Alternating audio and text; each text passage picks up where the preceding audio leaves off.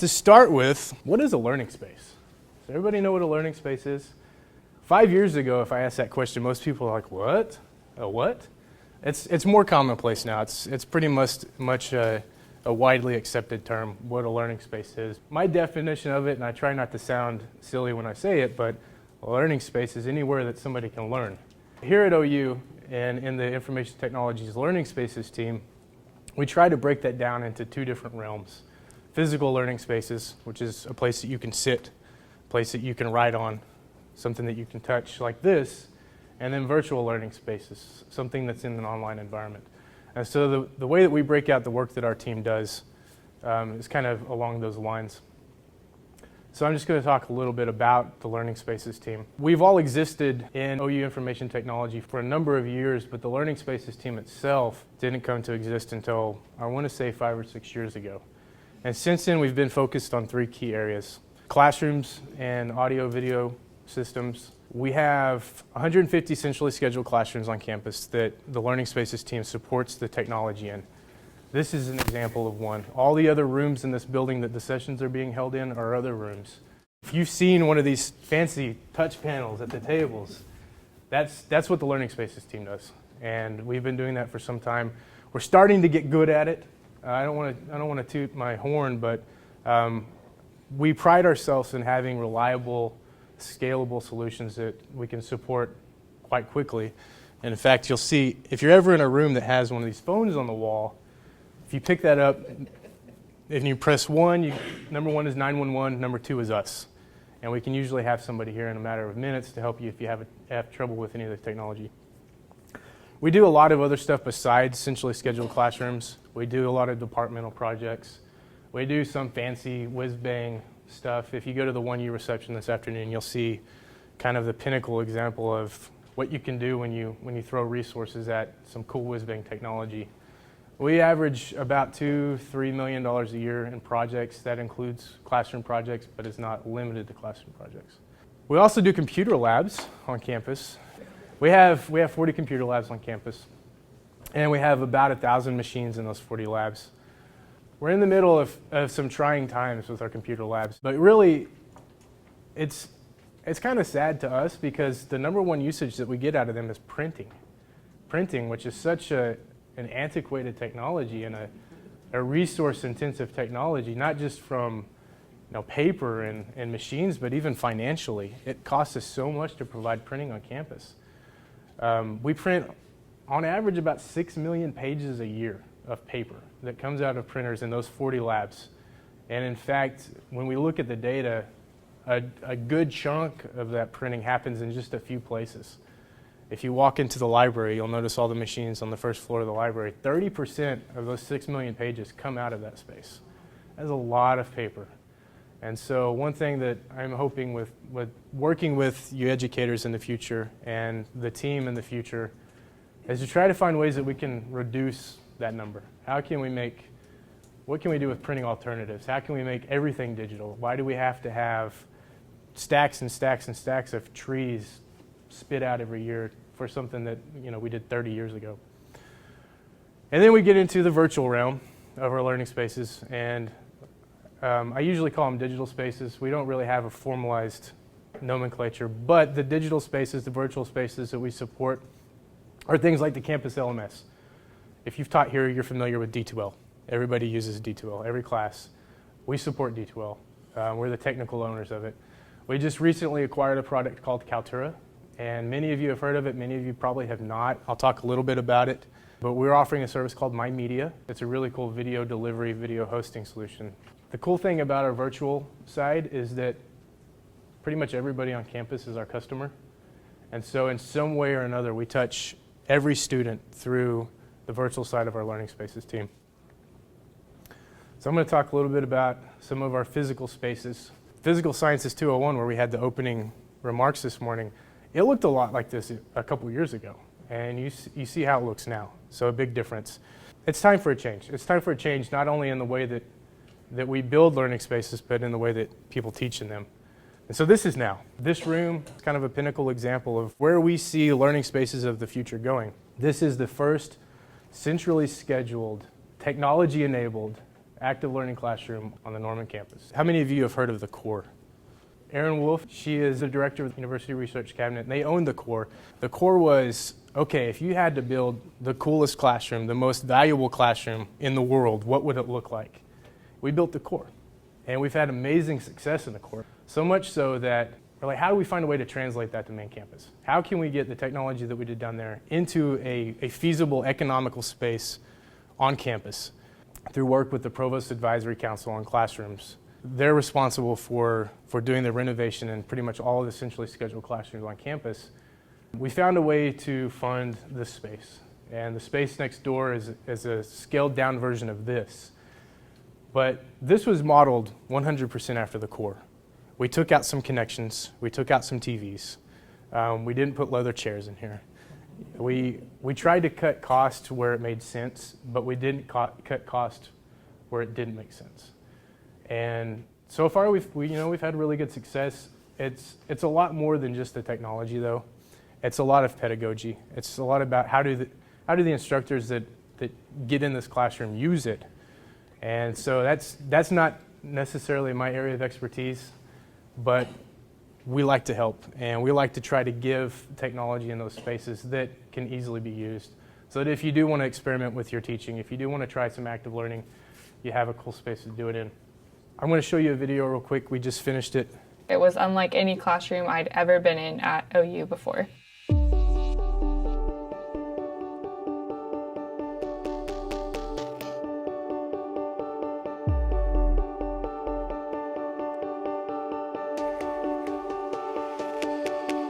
This classroom is a lot more advanced than most on campus. I felt like I learned a lot more efficiently and I learned a lot more information. I felt like this is kind of the type of classroom that universities are going to be moving towards, and I felt like I was ahead of the game. I really liked how it was interactive, but also that we got to use technology. I think that is a really important skill today.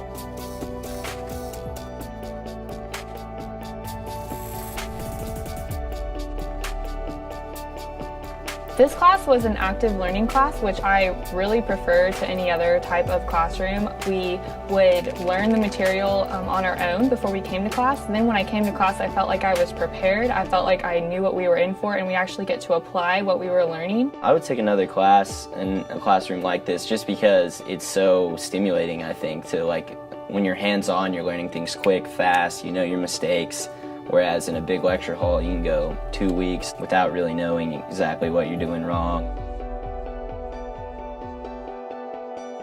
I've been teaching this same course for almost 15 years, and the experience in this classroom is different than any that I've had in any other classroom. In this classroom, because of the physical setup, there is no front and there is no back. And so it requires all of the students to engage. And it requires that I engage with all of the students, not just the ones who are talking up front and most loudly. I think the thing I like most about teaching in the core is that the students like being in the core.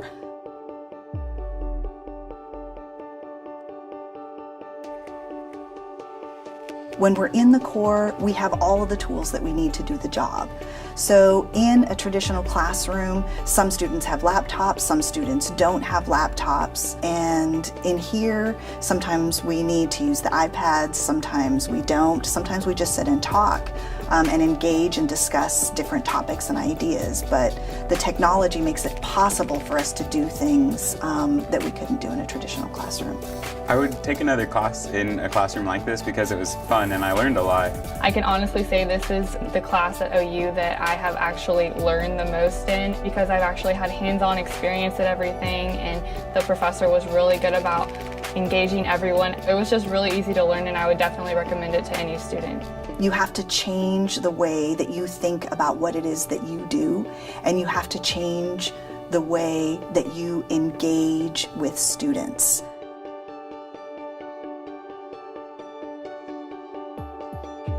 There's a lot of things trending in terms of the physical learning spaces these days, and I've listed what I feel like are the three most important. These are the design considerations that we really focus on whenever we renovate a room or whenever we consult with a department, and they say, what's everybody else doing? What do we need to be doing? What should we spend our money on?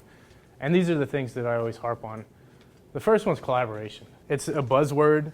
I've said it probably 65,000 times in the past year, and it's probably getting a little old, but it's truthful. Collaboration is how people work. Collaboration is how things come together and are productive. I mean, this event is a shining example of what happens when people collaborate. You can have the same kind of response in a learning environment. Building a space that facilitates the collaboration. You'll notice in here the round tables. All the chairs are on wheels. This room is wrapped in whiteboard material. You can write on every wall in this room. These are ways that students can collaborate. The tables, for example, each one of the tables has a control center that you can plug in a laptop to, and you can show it on each one of these displays. So every table can have a laptop hooked up to their own TV, and they can sit there and collaborate on digital content. They can write beside it. And then as an instructor, if I say, oh, I really like what's going on over here at table 2, I can share it with the rest of the class with just a couple clicks of a button. Those are ways that you can facilitate collaboration with technology. Even in the non-active learning classrooms, this doesn't apply just to fancy rooms like this. This applies everywhere. And if you look at a regular classroom, one across the hall, it's set up for more of a traditional lecture style scenario, but we still have all of the furniture on wheels. All the tables move, all the chairs move. This is something that the Packard Committee just recently adopted.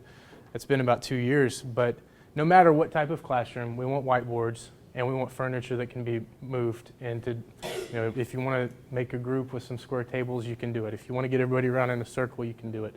Second design consideration is the digital content distribution. And again, this room has a lot more digital content distribution than a typical room would, but the same applies. People work on their devices. People work on their laptops. We still have people that carry around notebooks and textbooks, but work happens on machines. Work happens on electronics. And so facilitating ways to show what's going on those machines to the rest of the group. And that's what all these TVs are. That's what the projection systems are for. This kind of ties in with the third point, the interoperability piece. We don't want to eliminate any possibility. If you come in with an iPad, you should be able to find a way to get your content from that iPad onto a display so that everybody can see it. And so you'll see we were kind of under the gun on this install and we didn't make this look pretty. But there's a whole lot of cables right here. And that's so that you can plug in just about any consumer electronic device. We've moved to a digital standard within the past year. So every classroom that we install now has VGA for all of you old schoolers, HDMI, and mini DisplayPort. And so with those 3 connections, you can essentially connect any device that is sold on the market. You might have to have a dongle, you might not. But we want things to be interoperable, so it doesn't matter what kind of equipment you have, you can use the technology that's in the space. And then access. Access is big because while all this work is happening on machines, all the data is out in clouds and in websites and online learning environments. And so making sure that students have a way to access all of that information is paramount. And so another thing that we've started doing in our classrooms as of this past year or 2 is every single classroom that we renovate has dedicated Wi-Fi access points in them. So this whole floor actually is loaded. Every classroom on this floor has an access point in the ceiling. Each access point supports anywhere between 80 and 150 connections. So, I mean, if you think about it, it's really interesting if you look at the data, how much bandwidth we consume as people. You come in with a laptop, you've got your phone in your pocket. Some people have a phone, a laptop, and a tablet. If you have Wi-Fi enabled on all of those, that's 3 devices per person. And so we've looked at actual network bandwidth traffic over the past years, and we've seen logarithmic growth in the amount of device connections on our network. So making sure that you have adequate infrastructure to handle that access is really important in a learning environment too. Computer labs are still used in very traditional ways, and moving forward, we're thinking about some creative ways to change what happens in a computer lab. Virtualization is a big thing, and I don't want to get too technical with y'all, but virtualization basically means that you can run something somewhere else. And so whereas in the past we had to buy a really powerful workstation to run AutoCAD and Photoshop and all of this stuff, it's possible now that all that processing can happen somewhere else, in somebody's cloud, on somebody else's machine, and you just kind of host it through the machine, the terminal that's in the lab. And so we're looking at a variety of possibilities for maybe bringing in virtualized technology into our labs. We use some already. We virtualize a lot of the software that's installed in our labs, so we don't have actual local installs of stuff. And there's also a variety of virtualized labs that can run on your own device. So again, going back to the interoperability piece, we have virtual labs that have tons and tons and tons of software on them, and it basically all you have to do is from any of your personal computers, you go log a remote desktop session, and you can access all that software and run it on your machine virtually through a server. So with increases in bandwidth and computing power, there's a lot of opportunity for us to take what we've been doing in a traditional lab outside of the lab, which frees us up to do more stuff in the lab. I go back to collaboration. People learn by working with their peers. People learn by working with other people in our classes. And so labs are a perfect example for us to build in more collaboration. How can students go to a computer lab and actually use it like a lab, work together and collaborate?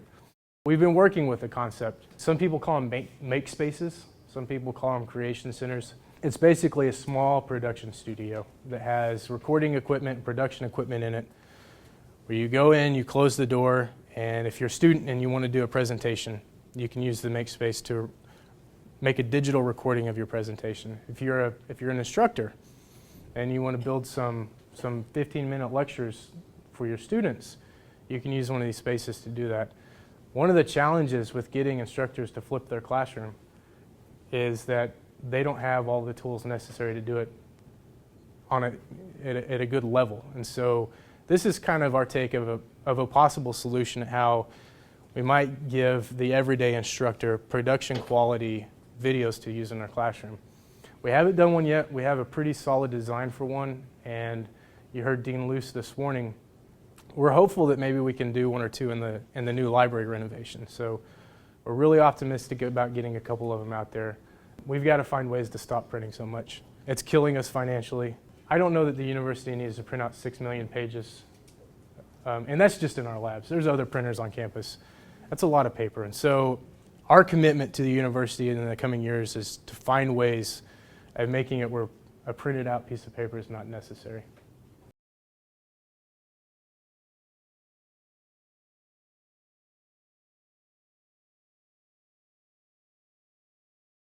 In that regard, we'll talk a little bit about some of our virtual spaces. I mentioned Kaltura earlier. The service that we're offering is MyMedia. Think about a private YouTube for OU. It allows you to upload videos. You can record videos from your webcam and upload them directly into your MyMedia. You can create screen recordings and upload them into your MyMedia. It's pretty much completely device and operating system agnostic. We also we're in a beta testing phase of our enterprise lecture capture solution, which is where we take a classroom like this and we put a camera and a recording device in it, and you hit a couple buttons on the touch panel, and it will record you in the classroom.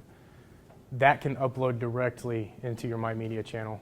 You can link these videos directly into Desire to Learn. A year or so ago, Desire to Learn was not very video friendly for a couple reasons. One, we were on an old version of Desire to Learn, which we got that thing taken care of. The other reason why is because D2L doesn't have storage set aside for media. And so when people are trying to upload a large video file, our servers were just pinging at the rev limiter and smoking, and we had to put limits on that. So with Kaltura, everything is hosted in Kaltura's cloud. You link it into D2L and it basically streams it into the browser. You can keep these videos private. You can make it where you're the only one that sees them. You can make it where only students in your class see them, or you can make them where everybody on campus sees them. So there's a lot of flexibility. We rolled this out in the fall of 2013. We had planned on doing a full widespread launch of it this spring. We've been in a bit of a resource crunch, as most areas on campus are, and so we're going to delay that launch till probably this summer. But the tool is still available, and if you're interested in using it, we can get you set up, but it's still technically in the beta phase. Just in the semester that we've had it running, 260,000 minutes of video have been watched, and over 1,300 different entries and 30 different classes have been used. So already some really promising statistics on it. It's not going to solve everybody's need. We were trying to find, how can the 80%, the average university instructor record videos and upload them for their class. Because of the way that we authenticate, anybody that uses it is required to log in. You can make it public, but we don't have it public. It's mainly, this is an on-campus tool. We avoid a lot of copyright concern. I want to talk a little bit, I've only got a couple more minutes left, about what's going on in the world of D2L.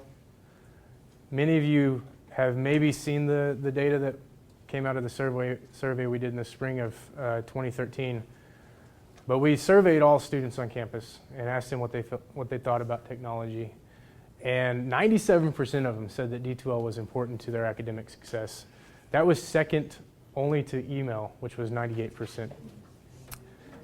It was also the #1 academic resource that students couldn't live without, even on top of Google. Google was #2 to D2L. 66% of our students want instructors to use D2L more. And 82% of them feel that it's important for instructors to use cutting-edge technologies. Now that sounds scary, doesn't it? Not just technology, they want you guys to use cutting-edge technology. We're dealing with a different breed of student these days, but the kids that are coming through these days, they blow me away. I was talking about hashtags earlier this morning and I feel uncomfortable. The kids that we're teaching these days, they grew up with this stuff in their hands when they were 3 and 4 years old. And so they need to see it. Their brains are wired to see technology. And so when we don't give it to them, it has an adverse effect. So we took this data to heart. And we're 3 days away from kicking off the first day of a pilot that we're doing of several different LMS tools. The contract for D2L is up in a couple years. And so we thought, well, students obviously get a lot of value out of it. Students want more. How can we prepare the university in the future with the most adequate piece of technology there is? And so we're looking at the latest version of D2L. We're comparing it to Instructure's Canvas platform. We're also looking at, on a small scale, a product called Schoology that has emerged in the K through 12 markets. And then Moodle, because Moodle is open source and money is tight and we need to be looking at other ways of doing things in cheaper ways. So we're looking at the 4 tools this semester. We have 77 course sections scheduled to go live. Actually, they're live now. We have over 40 instructors. I think at last count, I got 42 this morning. So 42 instructors that are using these tools and almost 2,000 students enrolled in the pilot courses. So to kind of close this all together and loop all this around, we think that we're changing the way that technology is used on campus. And we hope that everybody else is seeing this and putting it to use. So we want our classrooms to work more like labs. We want people to come in here and work together and collaborate and solve problems and be engaged, kind of like what you would think a typical lab is. That's what we want our classrooms to be like. And we want our labs to not be constrained to a lab anymore. We want people to be able to take the lab with them. They want, put it in their pocket, put it on their tablet. Bring the lab to class with them so that you can sit here and run AutoCAD at a table in your classroom from your computer. We want our online learning environments to deliver content to those students. Again, students crave this digital content. How can we get it to them? How can we connect? How can we better connect students to their instructors? Communication was another big thing that we got in the survey. Students want more face-to-face time with instructors. They want more email communication with instructors. And so we're looking at ways, primarily through the LMS, how can we help facilitate that communication better? And lastly, nobody's going to use anything if it doesn't work. And you're going to use it very little if it doesn't work well, and it's not easy to use. And so the Learning Spaces team's commitment to the campus is that we're going to try to make things as easy as possible to use. We're trying to encourage everybody to flip their classroom, to bring the instruction and the learning and the course material. Our students, they can pull something out of their pocket and watch your lecture on the bus on the way to campus in the morning. And then when they get here, you can sit down at the table with them and work on a problem with them or give them some group assignments. Really engage them in that material. Studies show that it works. It works well. Students do better. There's been some really good stuff coming out of Minnesota that is proving this. And so, we really feel like this is where learning spaces are going, and we want to help encourage that as much as we can.